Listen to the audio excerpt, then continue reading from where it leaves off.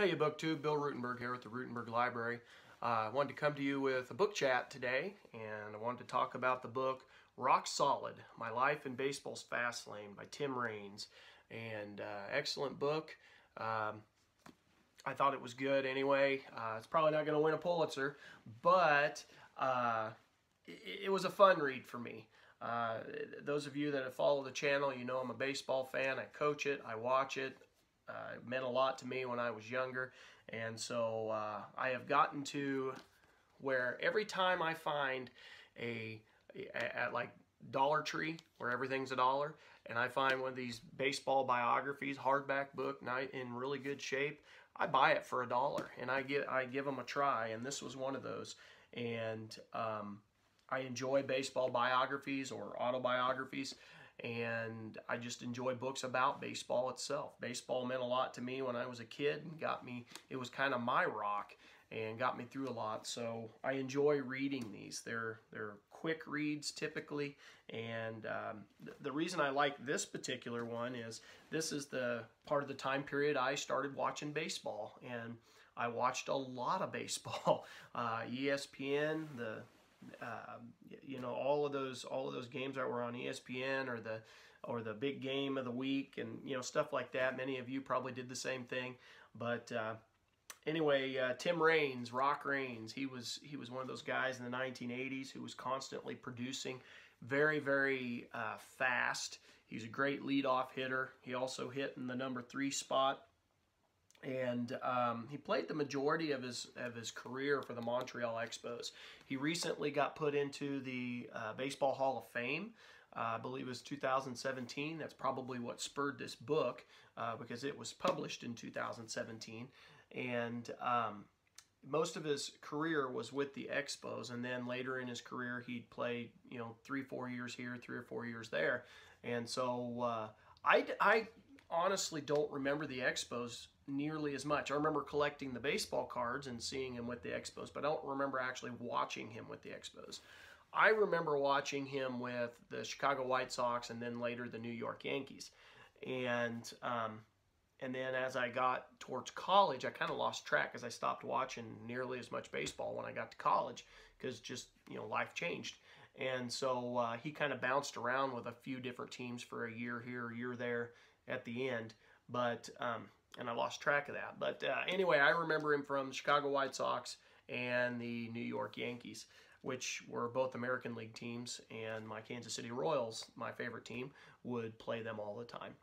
But anyway, he grew up in Florida, and he talks about his life as a kid. He had a great life. His parents kept him fairly sheltered, and he just had a good life, and so he had a lot of opportunities. His parents were hardworking and provided him with that. And so when he got into the major leagues, he went to Montreal, and like a lot of young people at that point, when you get into the major leagues and you're young, you do dumb things. And he doesn't pull any punches. In the first couple chapters, he talks about in, I think it was 1982, I believe, he got hooked on cocaine, like many like a large handful of major leaguers did in the early to mid 80s.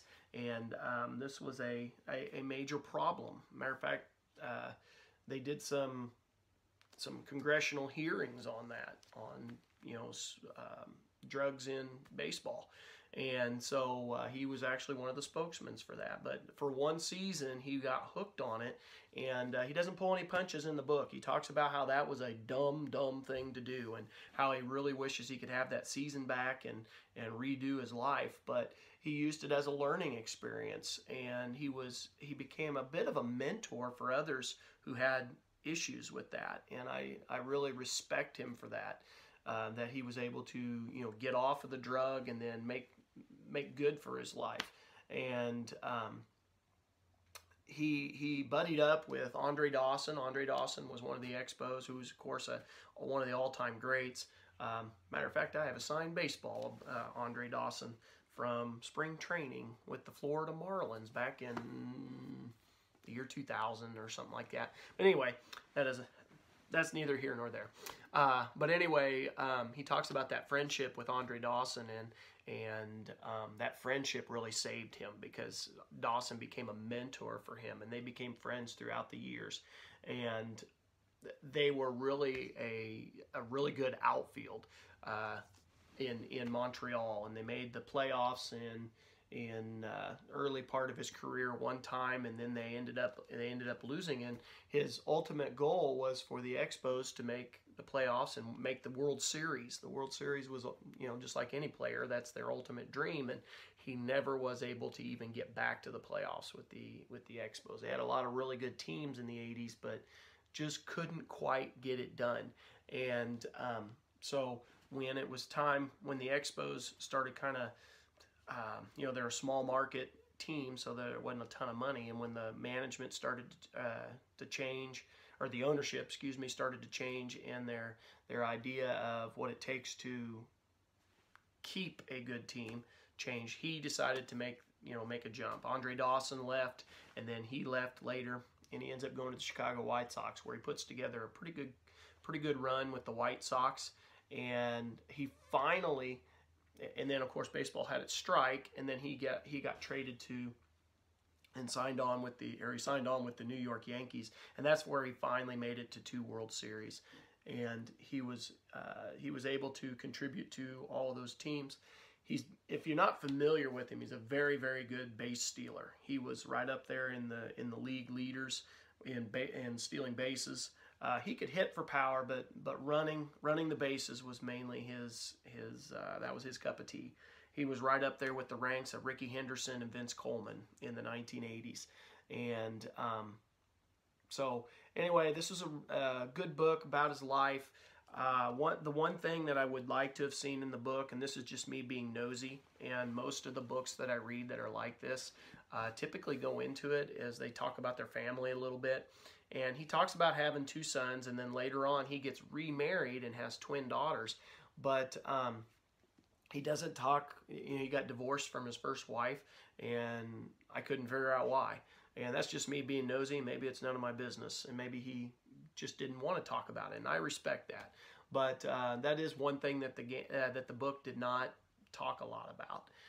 But as far as his playing career, how he did, and the people that were around him, I thought it was fun to read about, because he gave a good picture of the behind-the-scenes stuff, and that's what I like about these books. I remember watching all these teams during the late 80s to all through the 1990s, and I like to read these kind of books because it gives me that behind-the-scenes stuff, the stuff that you don't necessarily see on TV.